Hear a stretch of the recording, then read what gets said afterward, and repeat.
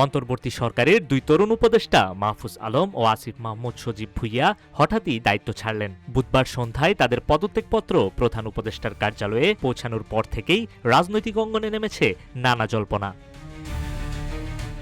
জুলাই অভ্যুত্থানে সামনে থেকে নেতৃত্ব দেওয়া ছাত্রনেতাদের মধ্য থেকে অন্তর্বর্তী সরকারের উপদেষ্টা করা হয় তাদের। মাহফুজ আলম তথ্য ও সম্প্রচার মন্ত্রণালয় দেখছিলেন, আর আসিফ মাহমুদ দায়িত্বে ছিলেন স্থানীয় সরকার ও যুব ক্রীড়া মন্ত্রণালয়ের। কিউব হোল্ডিংসের গল্পে সেই রেখাটি আঁকা হয়েছিল আজ থেকে 1 যুগ আগে, কেবল কাগজে নয়, স্বপ্নের মাটির উপর। শব্দ নয়, কেবল নকশাই আমাদের ভাষা। Cube holdings limited. 2024 সালের 5ই আগস্ট আওয়ামী লীগ সরকারের পতনের পর ছাত্রনেতাদের ভূমিকায় তৈরি করেছিল নতুন এক রাজনৈতিক বাস্তবতা। 8ই আগস্ট ডক্টর মোহাম্মদ ইউনূসের নেতৃত্বে যে অন্তর্বর্তী সরকার গঠিত হয়, সেখানে ছাত্র প্রতিনিধি হিসেবে তারা ছিলেন গুরুত্বপূর্ণ প্রতীক। এর আগেই উপদেষ্টা পরিষদ ছেড়েছিলেন মোহাম্মদ নাহিদ ইসলাম।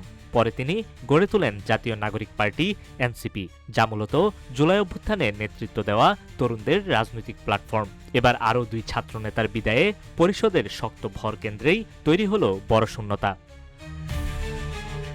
মাহফুজ আলম শুরুতে ছিলেন প্রধান উপদেষ্টার বিশেষ সহকারী, পরে তথ্য মন্ত্রণালয়ের দায়িত্ব পান তিনি। আসিফ মাহমুদ সামলাচ্ছিলেন শ্রম মন্ত্রণালয়, এরপর যুব ও ক্রীড়া এবং শেষ পর্যন্ত স্থানীয় সরকার। দায়িত্ব পালনের সময়েই তিনি পরিচিত হন তরুণ প্রশাসনিক পরীক্ষক হিসেবে। এর আগে দুপুরে একটি সংবাদ সম্মেলনে আসিফ মাহমুদ পদত্যাগ করা প্রসঙ্গে বলেছিলেন, এটি আমার বলার এখতিয়ার নেই, মাননীয় প্রধান উপদেষ্টার প্রেস উইং থেকে জানিয়ে দেওয়া হবে, সেটার জন্য একটু অপেক্ষা করতে হবে।